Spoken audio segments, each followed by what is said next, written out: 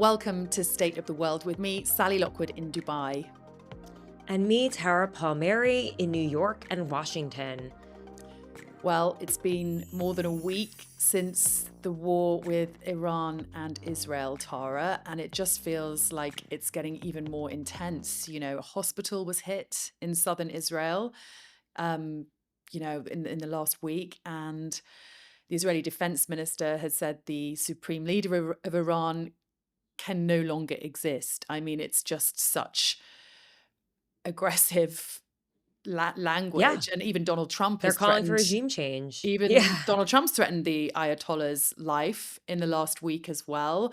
It just feels like we are on the edge of something really huge. And certainly here in the Middle East, the whole region is on edge.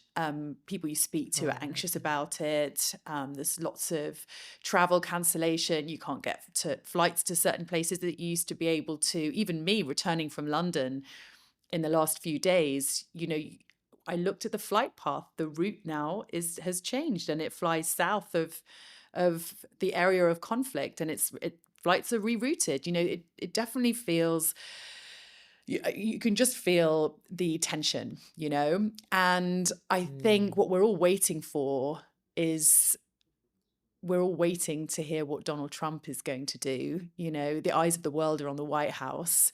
What are you hearing? I agree. I mean, that's fascinating to hear even about the flight routes. We're just all waiting for President Trump to make up his mind. Even his closest advisors are saying, Trump likes his optionality. He likes to be able to have his war plans laid out, have the chain of command ready, likes to know he can do this, and then he can decide at the last minute, just like the tariffs, that he can back out.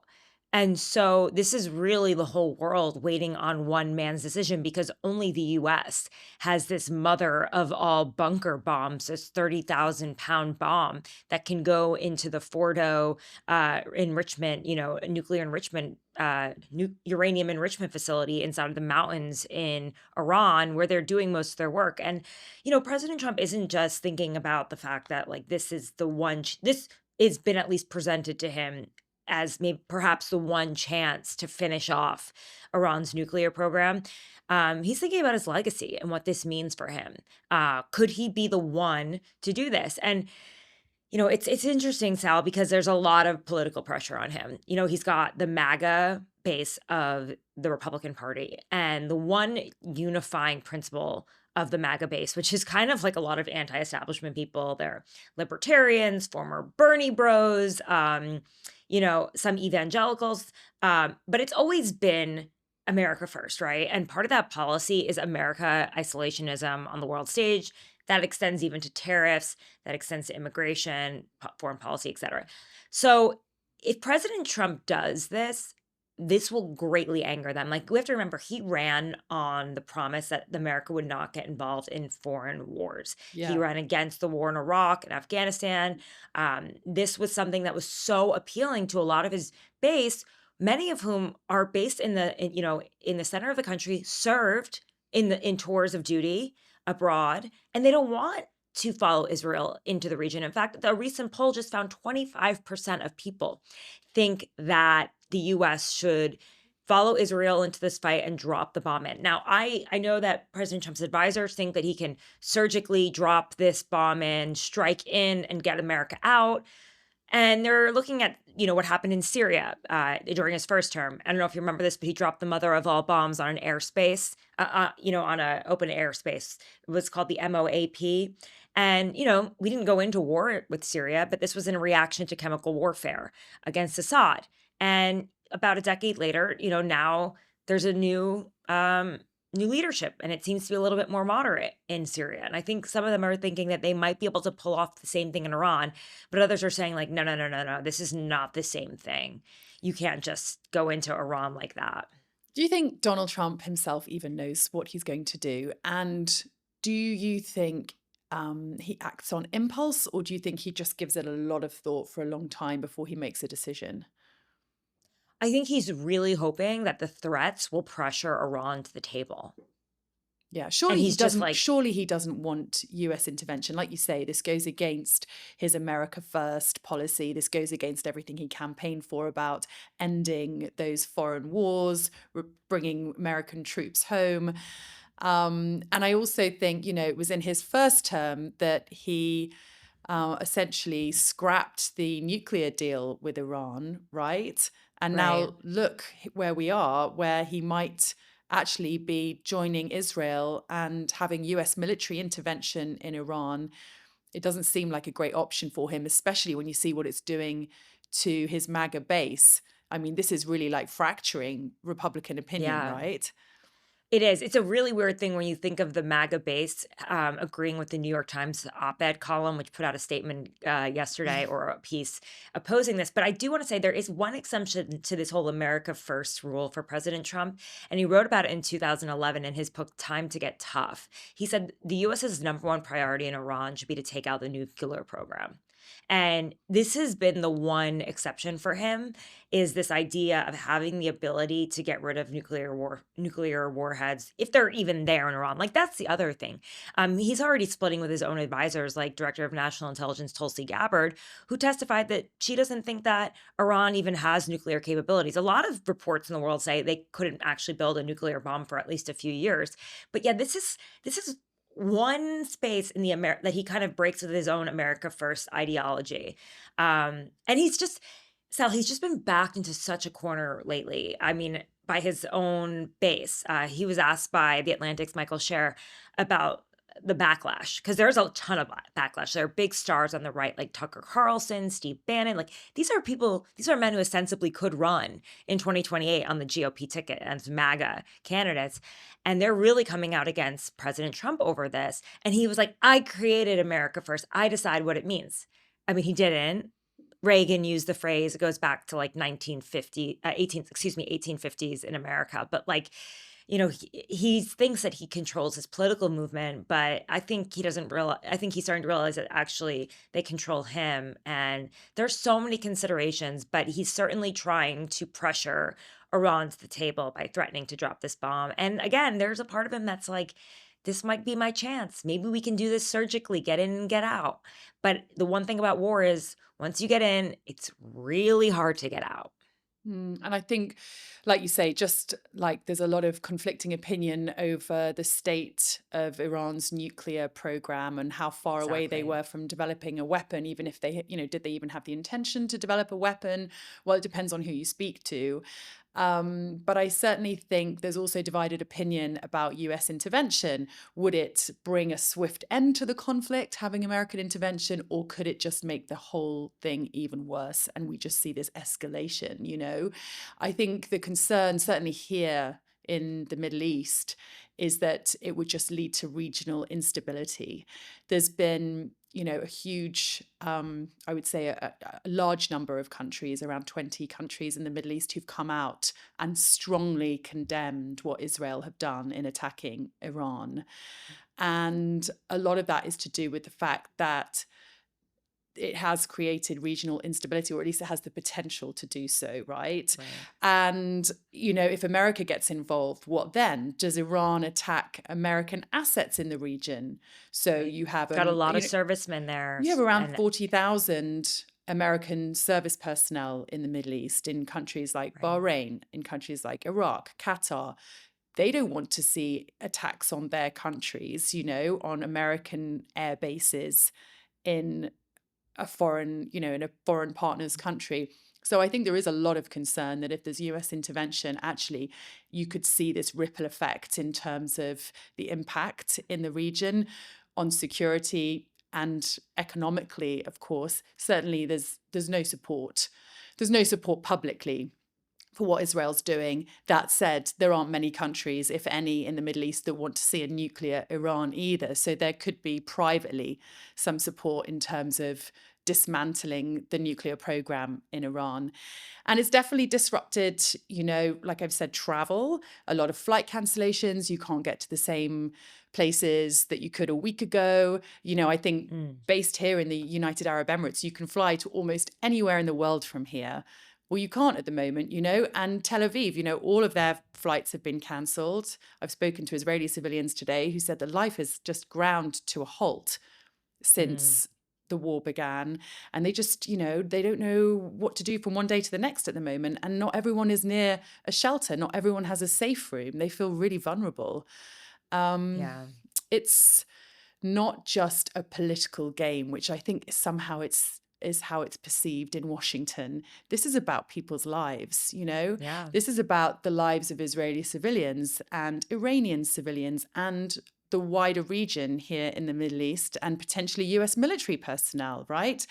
And I think there's definitely a perception that you have these very powerful men like Benjamin Netanyahu, Donald Trump, and the Ayatollah in Iran with an immense amount of power over the lives of so many civilians who don't want what their politicians are doing.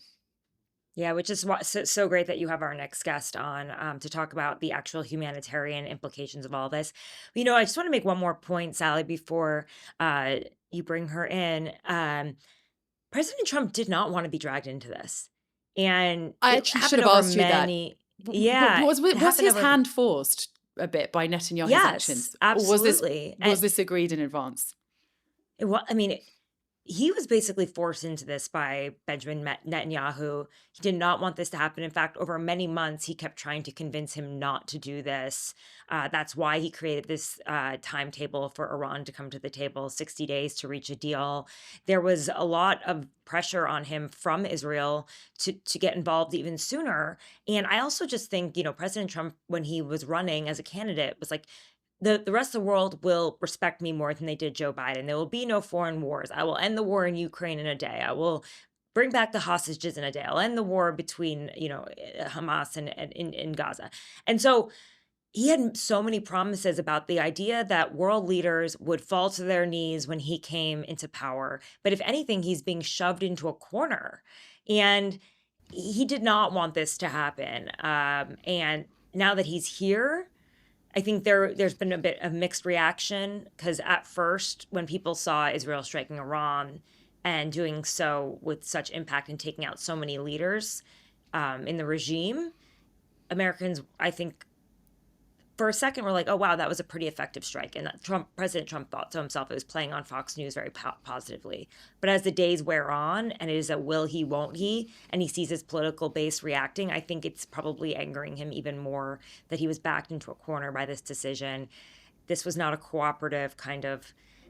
Okay, who's really pressured by not to say that he was surprised, but he was pressured, and he certainly didn't have the veto power. Well, let's talk about how this is impacting real people. I heard from an Israeli friend today. She messaged me to say, "Oh, Sally, I was just thinking about you this morning. Do you remember that rooftop bar where we had drinks when you were last in Tel Aviv? Well, that got bombed. It's been hit by a missile. It really brings it Wow. home how much people's lives are not just being impacted, but how close it is to their doorsteps." And she said to me she's staying with her sister at the moment because her sister has a safe room and she doesn't. She said that life's just ground to a halt and it's just, unbearable. They just live in this state of anxiety and Mm, sleeplessness.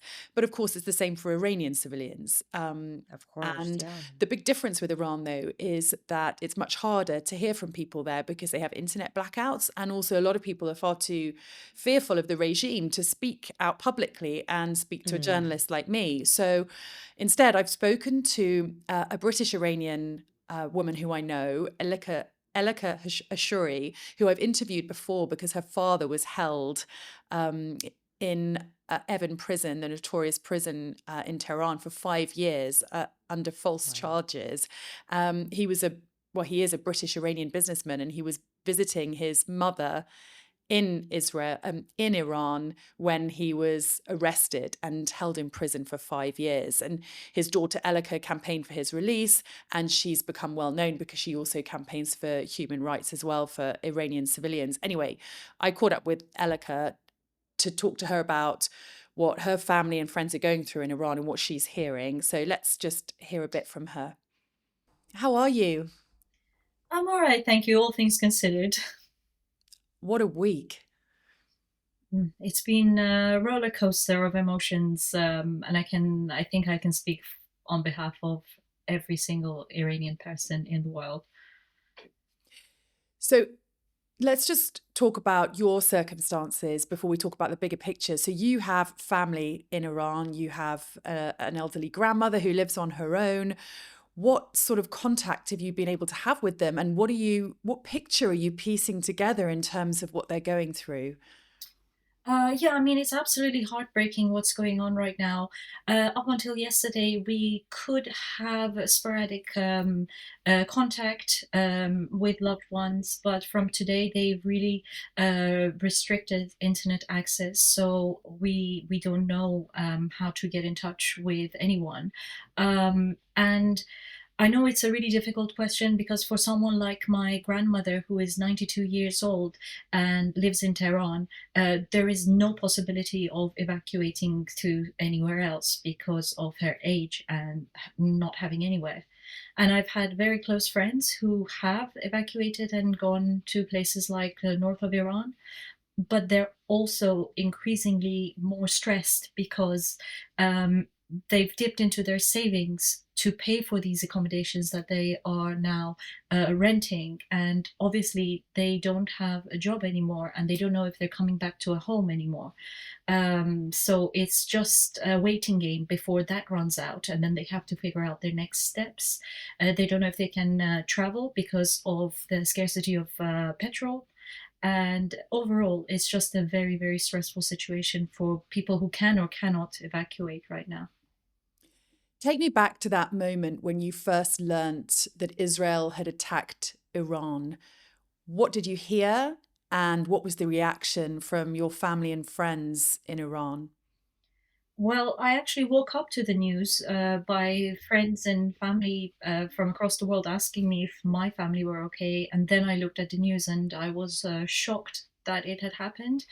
I mean, of course, we know that with the escalating tensions in the Middle East, this wasn't completely out of the ordinary. But when it actually happens and the reality of a war, a full blown military war, dawns on you, it becomes very real and it's not a theory anymore. So you have to start processing it in a new light. And it's very difficult because we're all in shock as a community, as a family.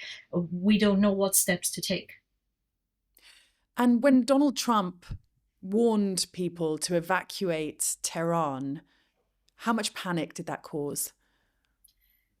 I mean, of course, it's widespread panic because there are over 11 million people who reside in Tehran, and there are very limited options as to where they can go.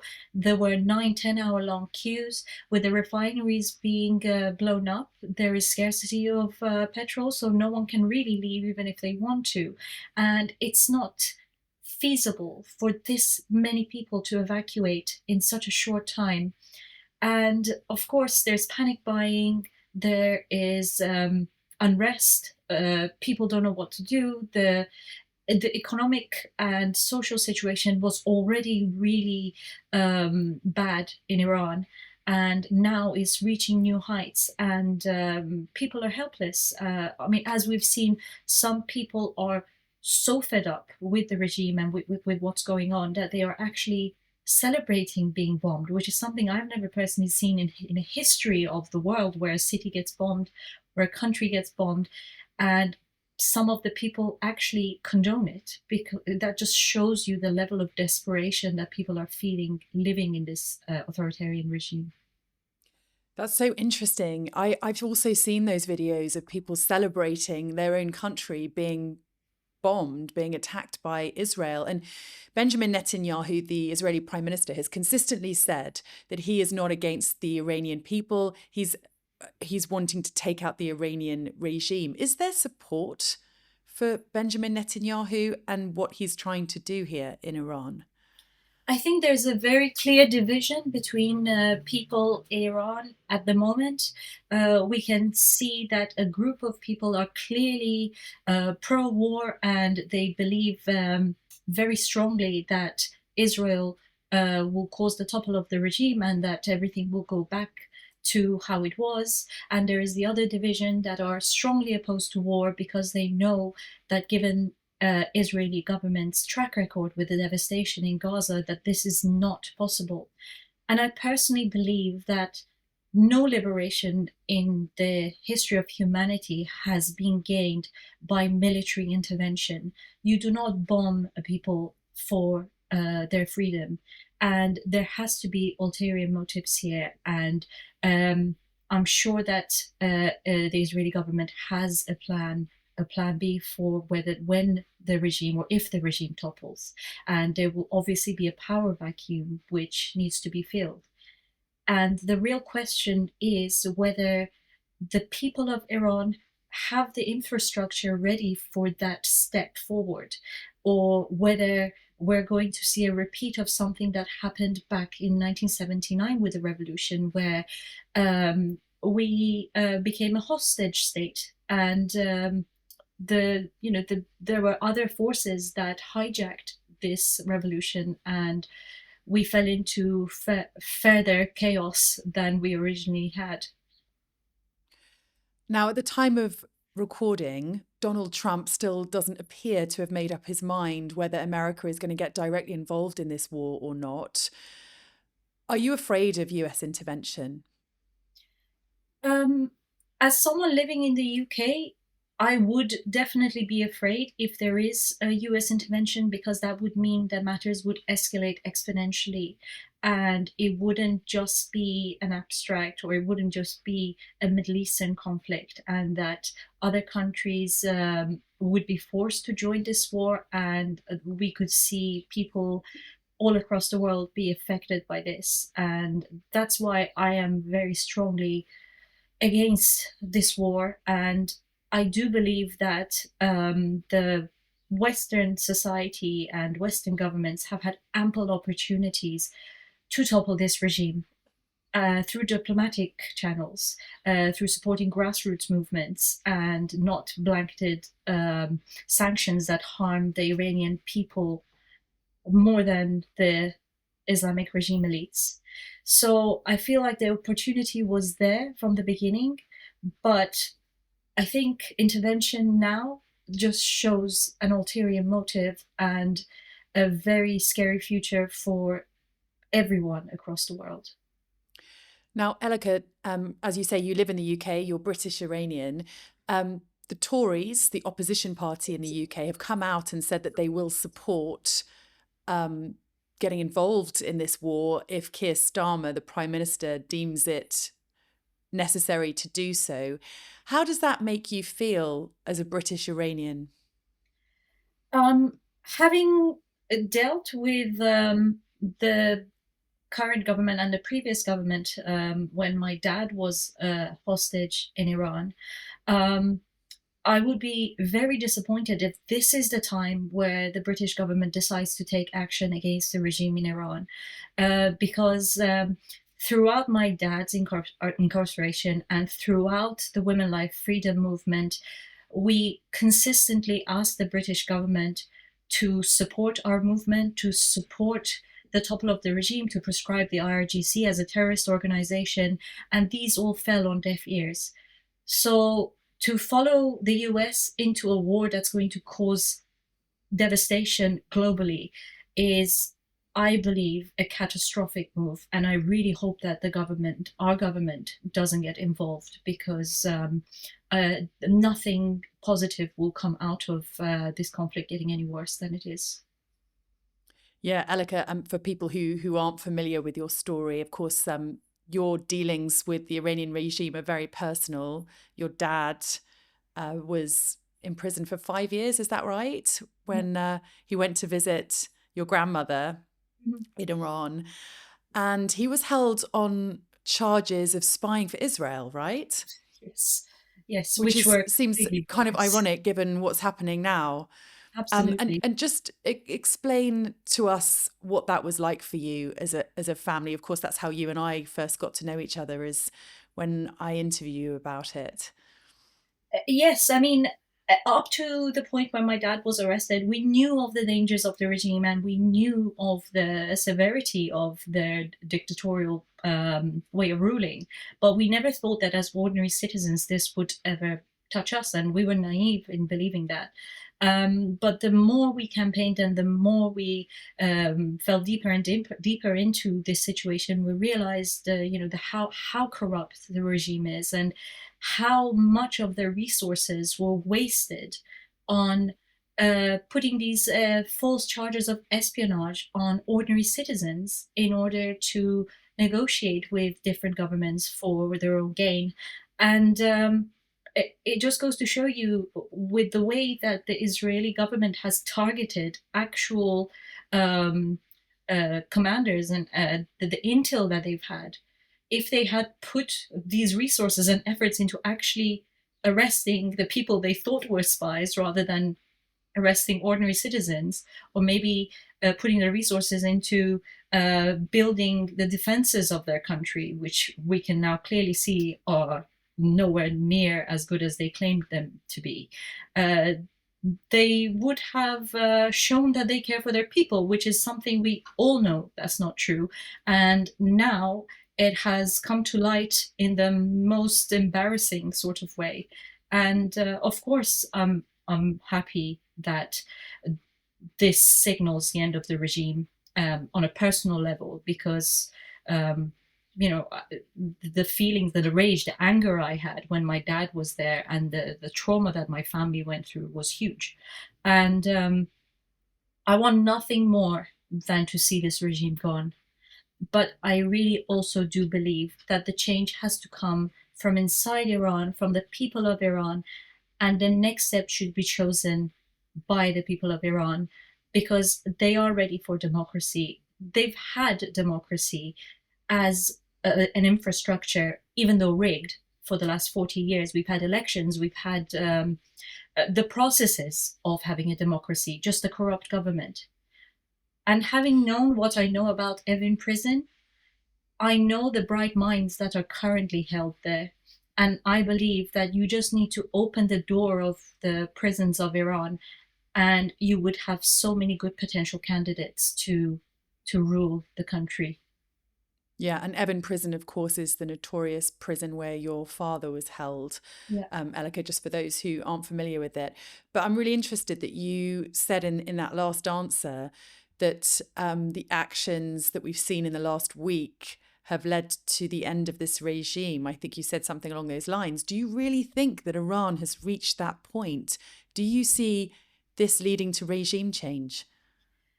If the situation escalates more, I don't think there will be many options left, because as we've seen, many of the military commanders have been killed. Many of the very high status officials have been killed, and the regime's supreme leader is now hiding in a bunker. And we saw last week that Iran's air defenses were depleted, and the airspace of Iran was basically open for attack. So 40 years of pretending to be getting ready to go to war was all just talk. And we know that they're weak. And I'm sure the regime change is closer now than it has ever been in the last 40 years. What's really important is what comes next and how people deal with the next step.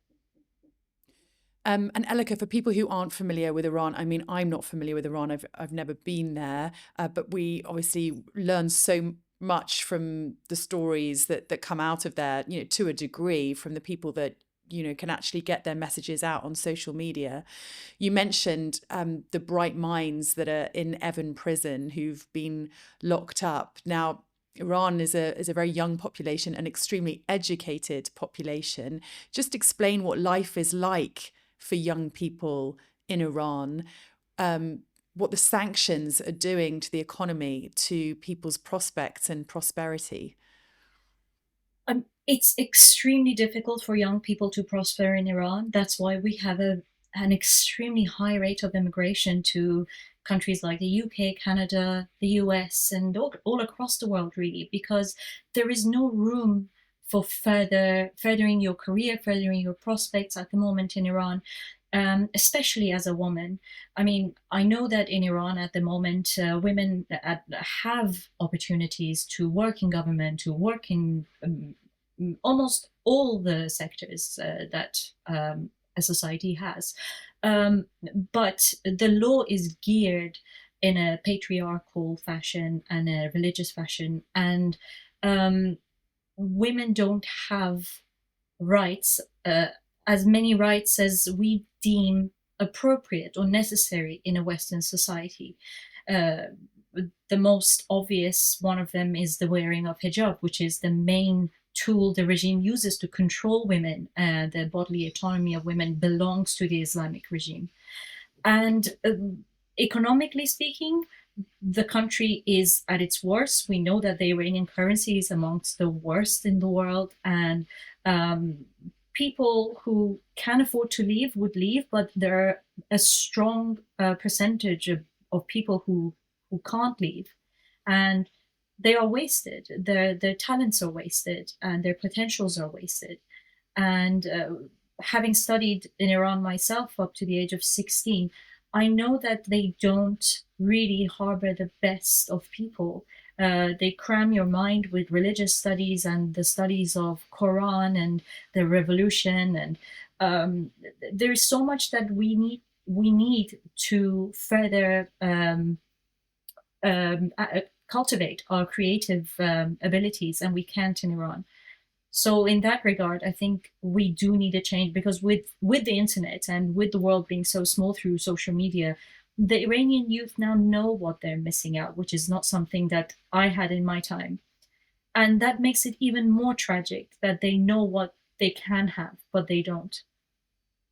Yeah, and of course, one of the reasons that I'm speaking to you, Elicker, obviously, is because I always love catching up with you. But, I would also love to speak to someone inside Iran, but it's very hard to find someone who is willing to speak to you. There's a lot of fear when it comes to speaking out, speaking publicly.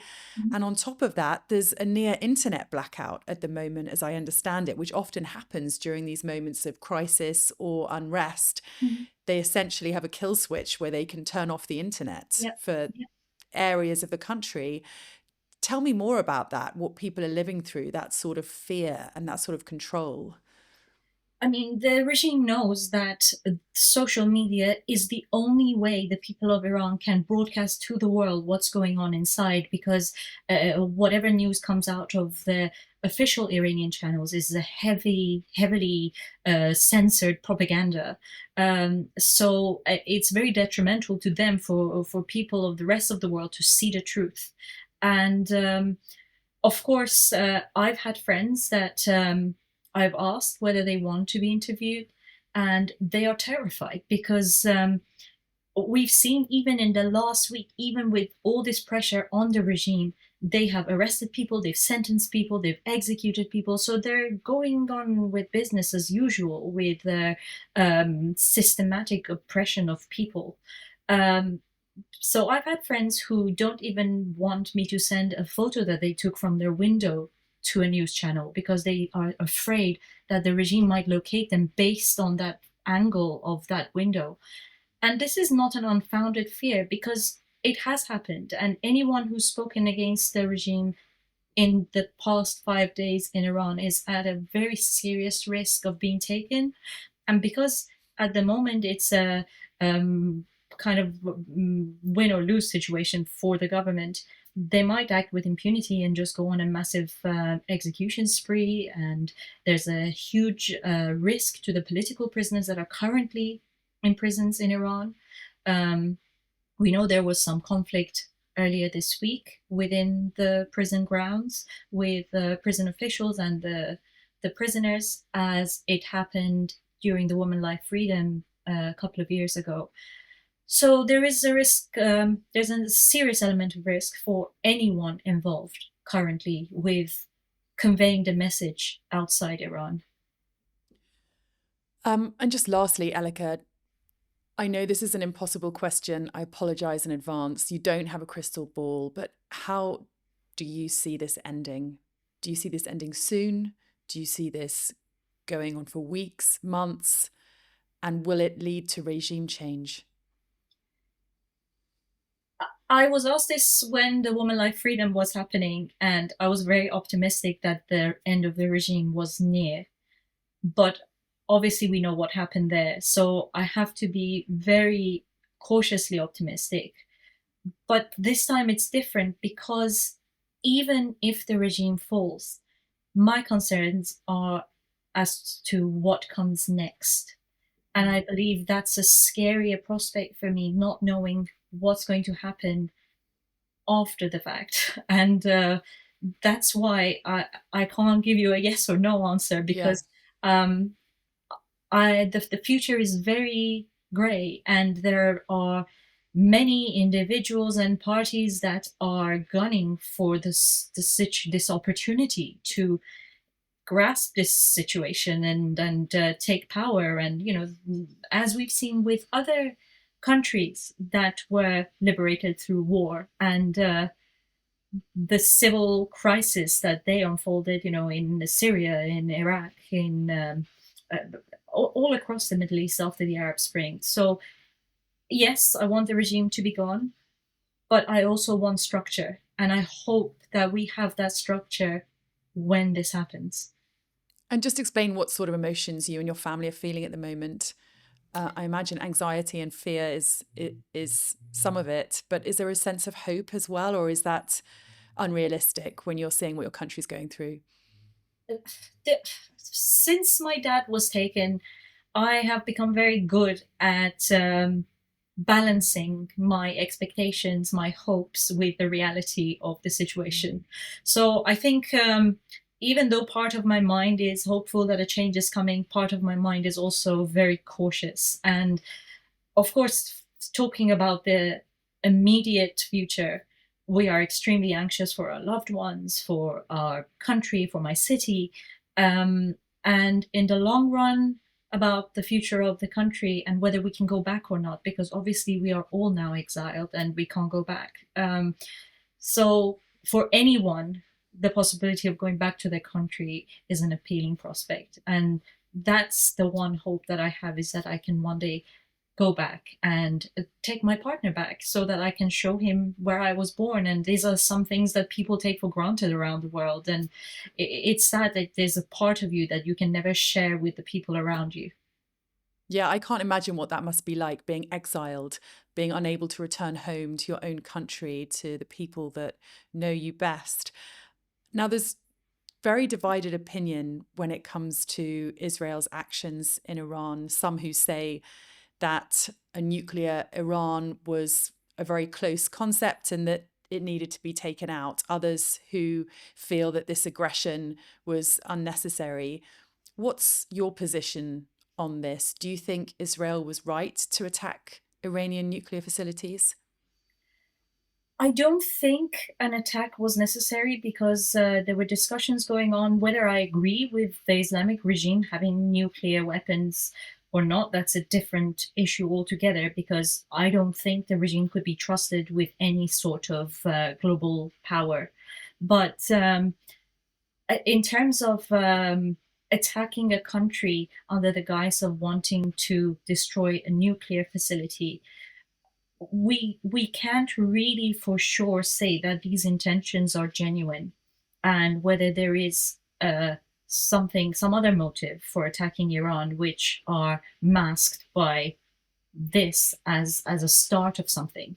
So I don't know. I don't trust that bombing a nation happens to free a nation, and you cannot um, bomb a country and expect freedom in return for its people, because there is it's naive to think that Israel has the love of the Iranian people in mind.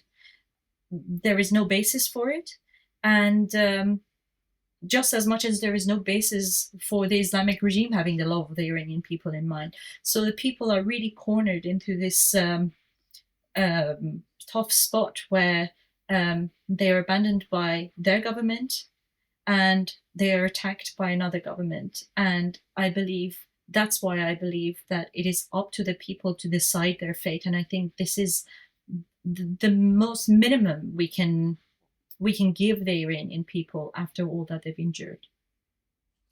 Elicker, thank you so much for sparing me some time and having this conversation with me, especially when you're going through so much. Thank you for speaking on behalf of all those in Iran that can't or are too fearful to do so. Thanks so much for joining me. So that's a pretty sobering insight into what people are going through in Iran. And I think, they just don't know how long this is going to go on for, Tara. We're certainly going to be talking about this again next week. I am sure of it. Yeah. Maybe there'll be a decision that's made.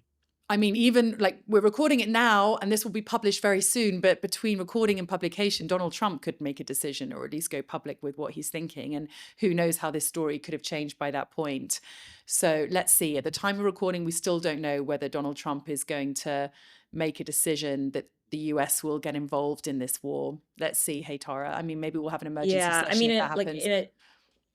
I was saying this the other day, in a typical administration, when a source close to the president or senior administration officials say the president is considering getting involved in a war, it usually means, or considering doing anything really, it usually means he's already made the decision and they're just floating it to the public at that point. Oh. But we don't really know with President Trump. He's not your normal president. He's not your typical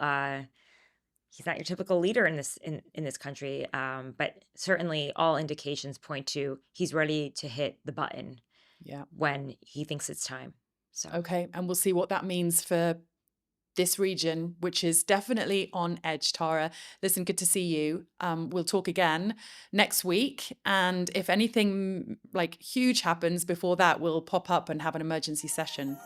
Keep checking the page State of the World. Sally's in Dubai, and she will be dropping in with tons of updates on shorts. I will also be dropping updates as well. I think this is a live story. Keep coming back to our page. Of course, please comment, like, share the page with your friends. We're trying to build this up. We're very close to our 1,000 follower mark, subscribers. We appreciate all of your support. We just started this a few months ago, but we want to keep going, and we can only do it with your help. Thank you so much for your support, guys. We really appreciate it. We will see you soon.